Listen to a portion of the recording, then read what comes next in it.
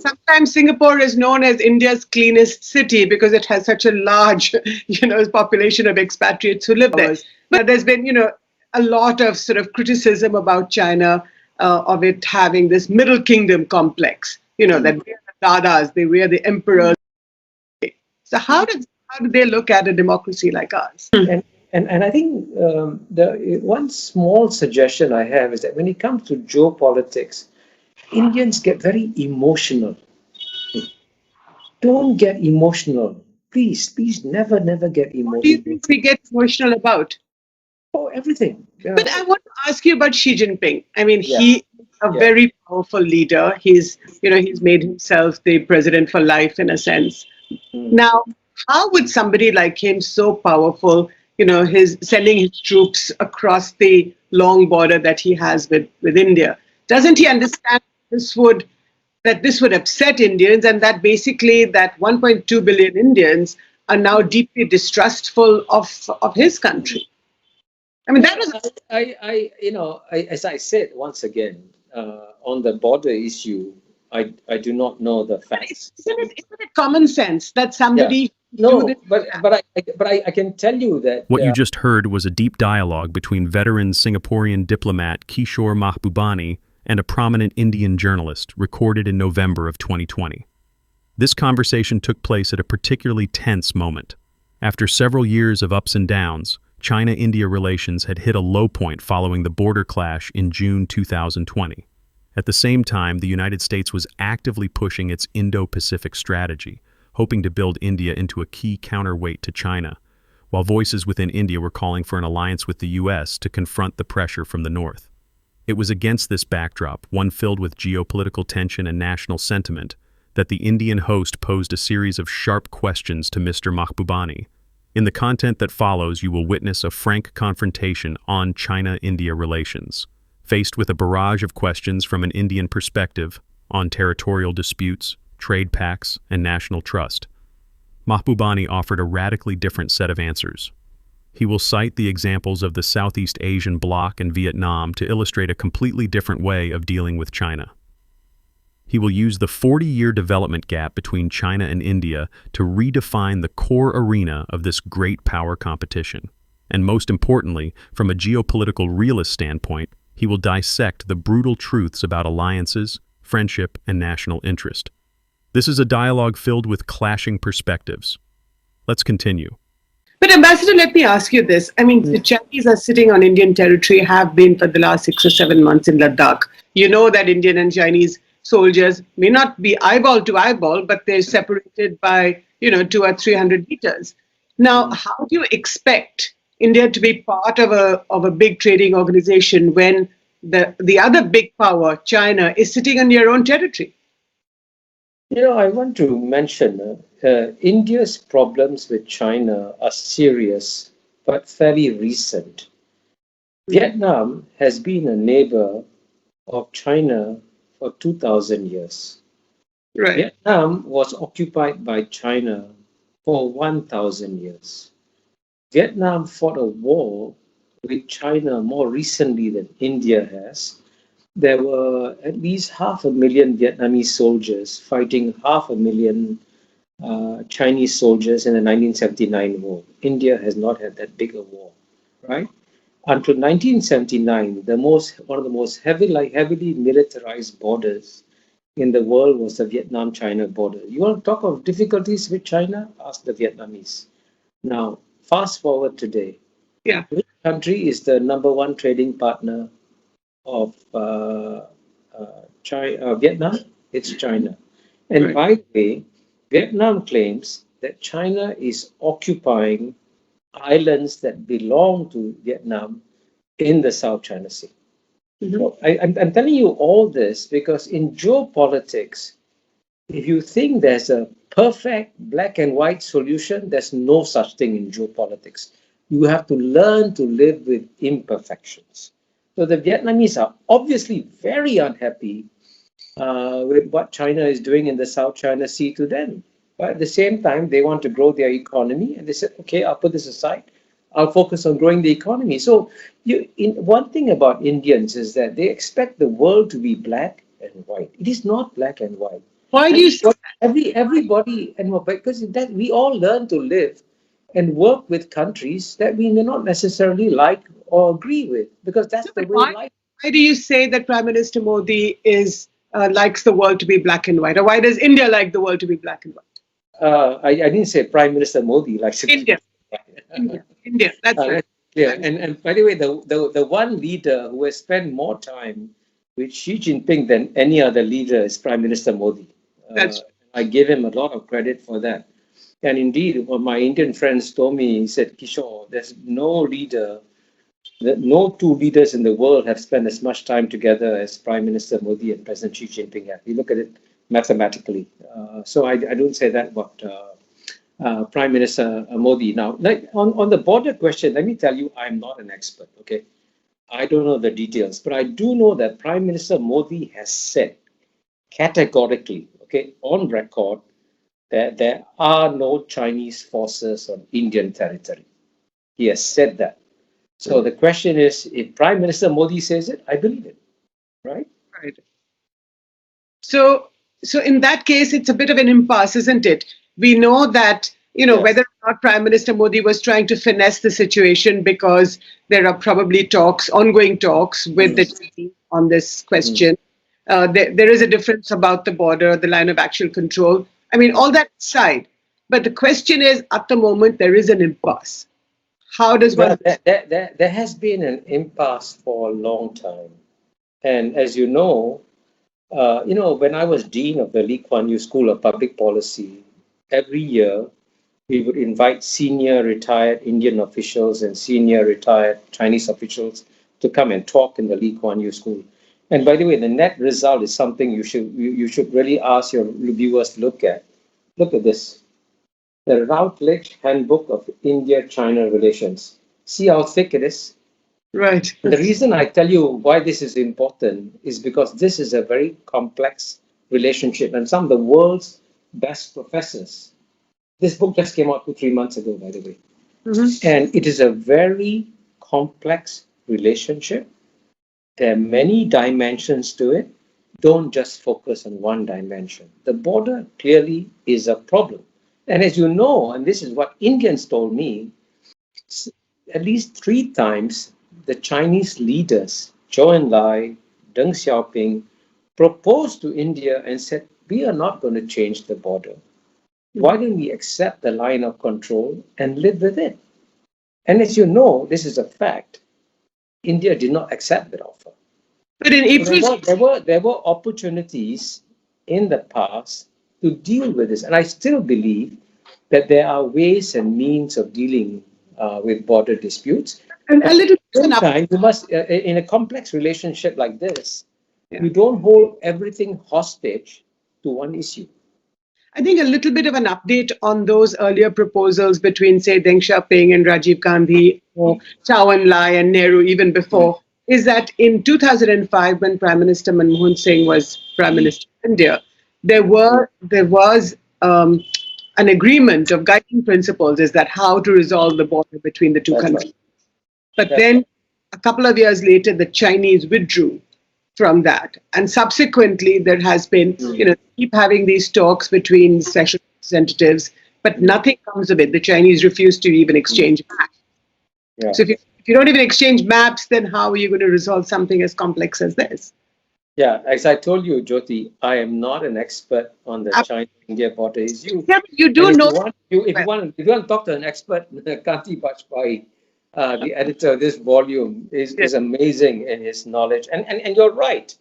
I agree with you that the Chinese have made mistakes. I mean, I have no question whatsoever in the management of the border issue. But I'm saying, only point I'm making is that there are hundreds of issues between China and India.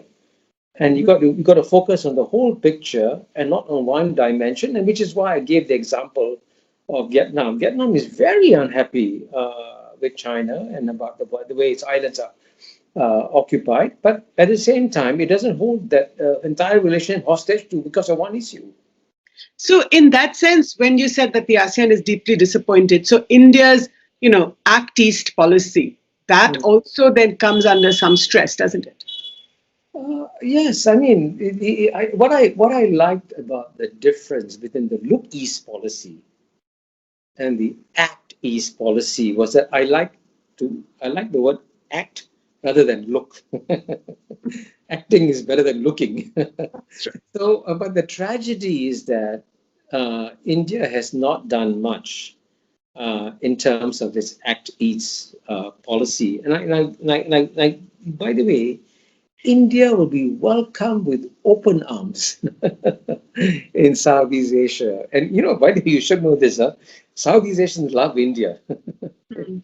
So it's important for Indians to know this, but you got to do much more. And one, if you don't mind, I'll make a difficult point to you. Huh? India is right when it says when you sign free trade agreement, you get a range of cheap imports, right? But that's also part of what uh, economic free market theory is all about. You must have creative destruction. Mhm. Without creative destruction, you don't have economic growth. So if you want to preserve your current industries, which are uncompetitive, then you are actually hobbling up your own economy. So, Mm. but when you open up, when you sign free trade agreements, there are other markets that open up, and other new industries come up. And what is shocking is that Indians in the United States are setting up new companies faster than anybody else in the United States is. And Indians in India cannot set up new companies as fast as Indians overseas. Why is that the case? Right? So I Right. would Indians can succeed. I mean, my first book was called "Can Asians Think?" And I can tell you, at the end of the day, competition is about cultural confidence. You must say, I can compete. And that's what the Indians have shown anywhere in the world. I mean, look at Singapore. I'm amazing how well the Indians have done. You're only 15% of the population. Yeah, amazingly successful, Yeah, right? sometimes Singapore is known as India's cleanest city because it has such a large, population of expatriates who live there. But No, no, no. More than that. A friend of mine who was a very successful Indian entrepreneur in United States wanted to go back and live in India. So he said Calcutta, Mumbai, Delhi, Chennai. He looked at all the cities and he decided the best city in India is Singapore. That's that is what he said. He said, I can fly from Singapore to any Indian city more effectively because I can get to the airport in 10 minutes in Singapore, right? Mumbai, I don't know how long it takes. I can get to the airport in 10 minutes, 1 hour, boom, I'm flying already to India. So but let me come back. Yeah, but functionally, India is an Indian, Singapore is an Indian city. that's right. So let me ask you, Ambassador Mehbubani. You know China well. I mean, this Mm. latest book of yours and earlier as well. Now, Yeah. how do the Chinese look at India? Two big powers, two Asian powers. Now, there's been a lot of sort of criticism about China of it having this Middle Kingdom complex. That we are the Dadas, we are the emperors. So how do they look at a democracy like ours? Well, I think China would love to live in peace with India for another 2,000 years. Mhm. Because, I mean, for most of the 2,000 years, when India first emerged as a great civilization and China emerged as a great civilization, the Chinese regard Indian civilization as one that is equal to Chinese civilization, and they have a lot of respect for Indian civilization. But So they for don't both, but they don't want to live as equals, surely. They well, want to. they'd be happy. They'd be happy to live as equals. And it's funny. It's funny you should say that because, as to the best of my knowledge, I may be mistaken about some of the South Indian kingdoms. They may have paid tribute to China, but by and large, India has never paid tribute to China. Mhm. Whereas, by the way, Vietnam has paid tribute to China. The Southeast Asian countries have paid tribute to China. Korea has paid tribute to China. Japan, in a very different, subtle way, has paid tribute to China. So I don't understand why Indians are obsessed about this question of paying tribute to China, because you never pay tribute to China. But at the end of the day, the most important thing that India needs to do is to go back to 1980. Now, what do I mean by 1980? In 1980, the size of the Indian economy was the same size as the Chinese economy. Right. Same, 40 years ago, it's exactly same size. Mm-hmm. 40 years later, China's economy is 5 times bigger. Now, I would say that if you really want to compete in this game, make your economy 5 times bigger, and you can do that. Because Mm-hmm. you know why? The reason why you can do that is that you have 1.3 billion very talented Indians Hmm. around the world. They be dying. And you know what is shocking about India being frightened to open up its economy to compete? Actually, the rest of the world should be frightened of 1.3 billion Indians. Because 1.3 billion Indians, if you look at what 1 million Indians have done in California, it's amazing, right? Hmm. And you know that if Indians in India can achieve half the per capita income, right, of what the of Indians in United States, you would have by far the world's largest economy, by far. But I want to ask you about Xi Jinping. I mean, Yeah, he a yeah. very powerful leader. He's made himself the president for life in a sense. Mm. Now, how would somebody like him, so powerful, his sending his troops across the long border that he has with India, doesn't he understand this would upset Indians, and that basically that 1.2 billion Indians are now deeply distrustful of his country? I mean, that Well, was as I said once again, on the border issue, I do not know the but facts. isn't it common sense that Yeah. somebody do this? No, but I can tell you that Xi Jinping really wanted to work out a long-term understanding with India, and I can tell you that I'm pretty sure that Xi Jinping has a lot of respect for Prime Minister Modi, genuine respect, and I think that's why the two of them were able to get along each other. And you're right when you say that Xi Jinping is a strong leader, but I would say that Narendra Modi is also a very strong leader in India. So it's not a case of a strong leader against a weak leader. There are two strong leaders here, Xi Jinping and Modi. And if you ask me what should happen now, I think they should try and resume the conversations that they had in the past and try and find out what went wrong. From what I'm told, there was an accident. Nobody wanted this to happen, right? From what I'm told, and these accidents happened because they came too close. So this Kanti Bajpai wrote, and I started something called the Asian Peace Program at the National University of Singapore, and I'm the coordinator of it. And the first essay was written by Kanti Bajpai soon after the border incident. He said the reason why the accident happened is because the Indian and Chinese soldiers had to meet face to face with each other to This is figure out the Kalpan clash in June that you're talking That's about. right. That's right. So he says, why not take away the soldiers, put virtual sensors in at all the sensitive points, and both sides have a common set of computers looking at the same sensors, and the computers will then talk to each other and say, why are you in this? Why are you in that? And there's no more physical confrontations at the border. So you can use technology Hmm. to solve some of these problems. And by the way, there are things called best practices Right. in other difficult borders, that I also, the India-China border is not the only difficult border in the world. There are other borders, and you can learn best practices from other borders. And I would say Kanti Bajpai's suggestion is an excellent suggestion that should be taken seriously by both China and India. So, could do a couple of questions, Ambassador. The first is that the squad that has come into shape, which is India, Australia, Japan, and Korea. Now, how does China look at these? I'm sorry, India, US, Japan, and Australia. Sorry about that. How does the US look at this squad, especially when the world's most powerful country, the Americans, are very much part of it, part of the and expanding into this maritime domain?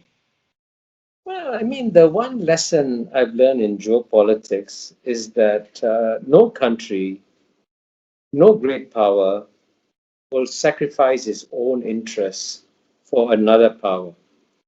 So, for example, if the United States reaches a new understanding with China, right? Under the new administration.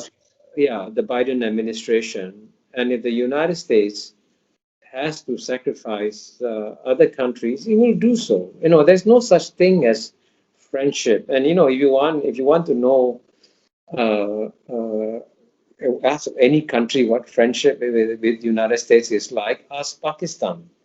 In the Cold War, Sabine Brzezinski went to the border and said, "We Pakistanis, Afghans, and in the United States, we are together," and so on and so forth. They were very close, very close. The Cold War ended, Pakistan was dropped. Boom!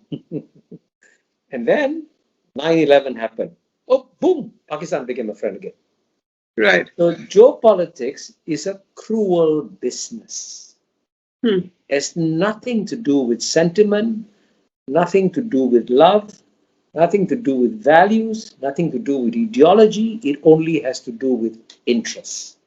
Right. And where there's convergence of interest, there'll be cooperation. So, and for example, you mentioned the Quad. I think Australia is going through a very difficult time, as you know.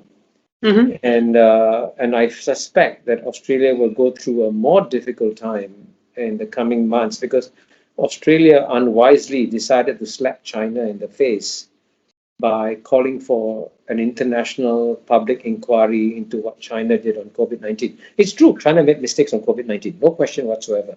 But you want to ask for something, do it quietly. Don't embarrass China publicly.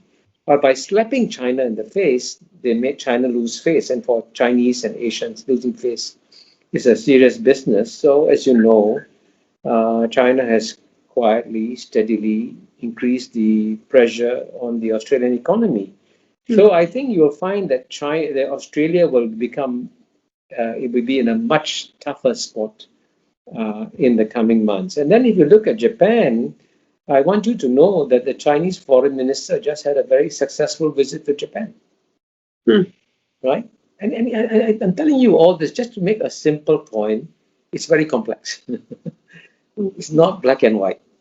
Right. And certainly in the case of the Biden administration, if the Biden administration doesn't want to be, Martin Wolf said in the Financial Times, that the Biden administration could be an interlude between two Trump administrations, unless Biden fixes the problem. And the United States of America is the only major developed country where the average income of the bottom 50% has gone down over a 30-year period. And as I explained in my book, As China Won, I devote a whole chapter to it. The United States has become a plutocracy.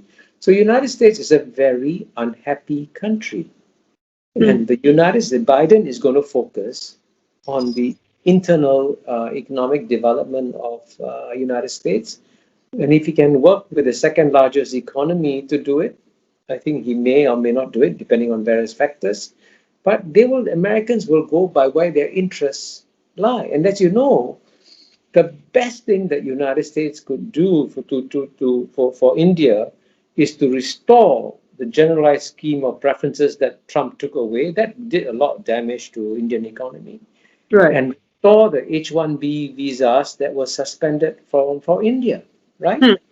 So, and why did even though Donald Trump is a friend of India, why did he do that? It proves my point. Countries will go with their own interest. Friendship means nothing. So if the US and China, if the Biden administration believes that it must reach out to China, then what happens to other members of the Quad, like India, for example? Well, I would say, each member of the Quad will be working out its own long-term relationship with China in one way or another.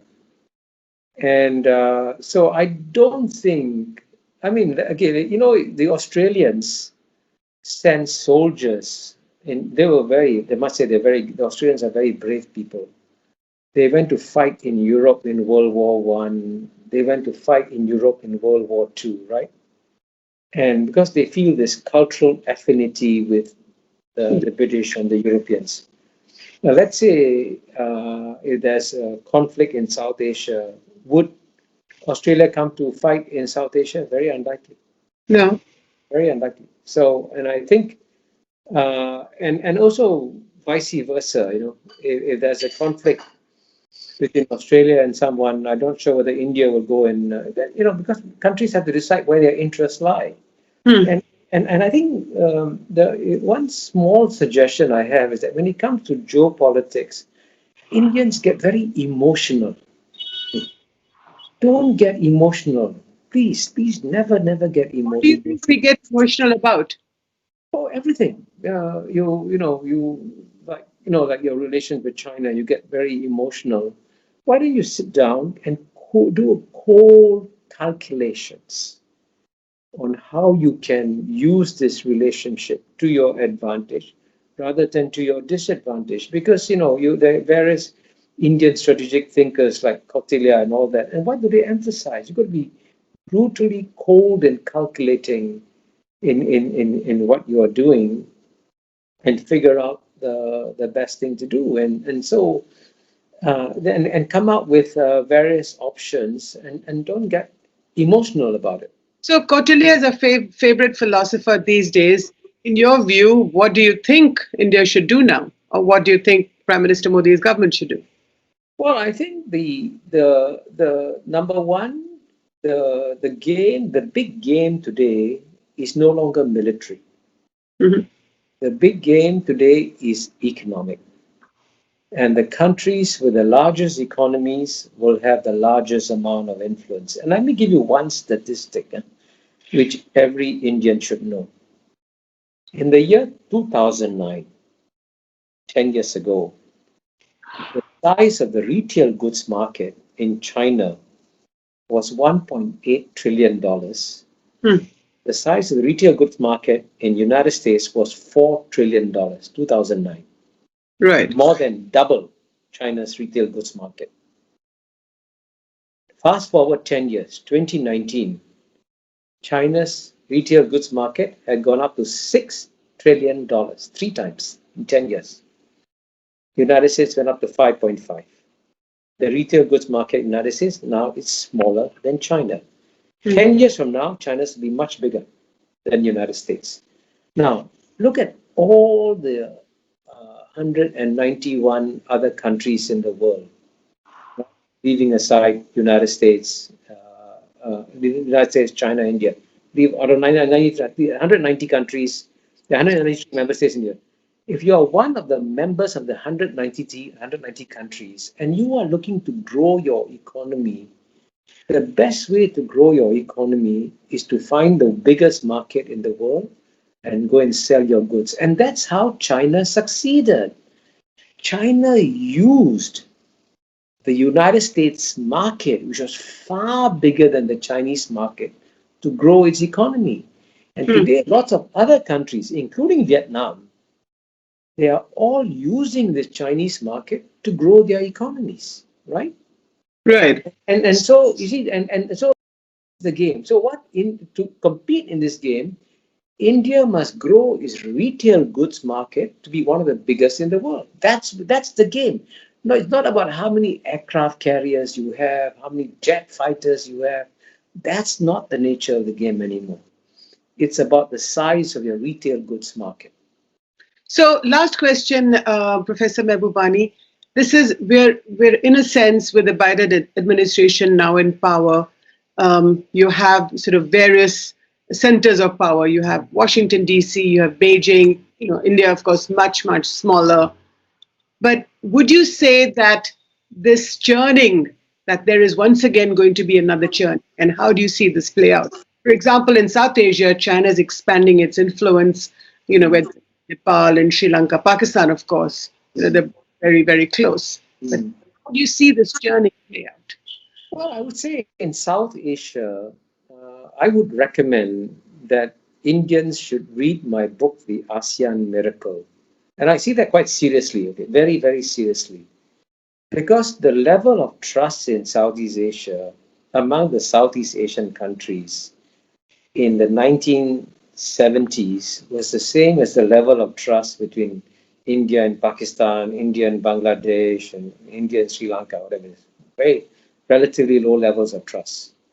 But we built it up through ASEAN.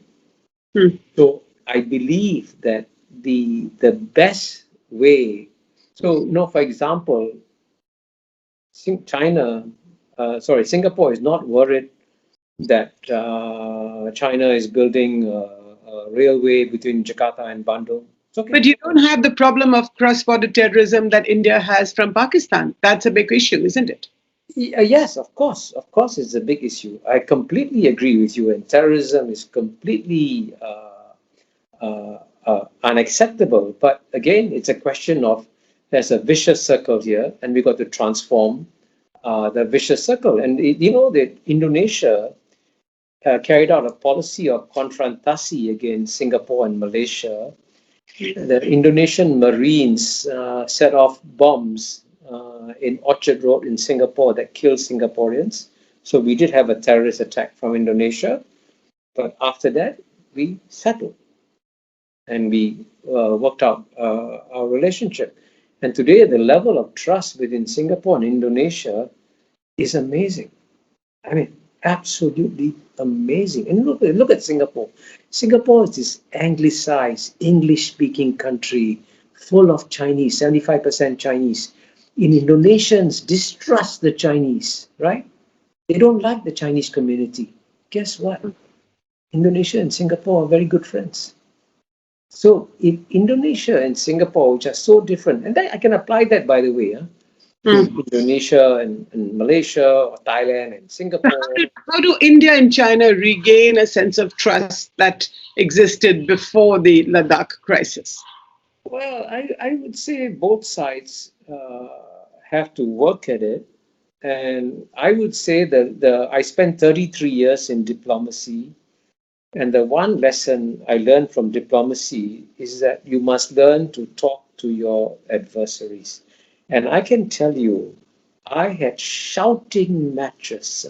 Shouting. I used to shout at the Vietnamese ambassador to the UN, and the Vietnamese ambassador used to shout at me when we were fighting each other over Vietnamese occupation of Cambodia. Then the occupation of Cambodia ended in 1990. 5 years later, we brought Vietnam into ASEAN. So I want to emphasize that you can have a relationship of great adversity and overcome it. That's why I come to Southeast Asia. Southeast Asia is a miracle. It's amazing. Right. And we've shown the way. And how did we do that? You know something? It was because Lee Kuan Yew and Suharto met face to face. And you could not have two individuals who were so far apart in their mindset. Lee Kuan Yew was an anglicized, British-trained lawyer. His mind was completely Western. Suharto his mind was set in Hindu mythology, right? Javanese through and through. He didn't speak English. So this Javanese Hindu mind could interact with his anglicized British mind and come together by talking to each other.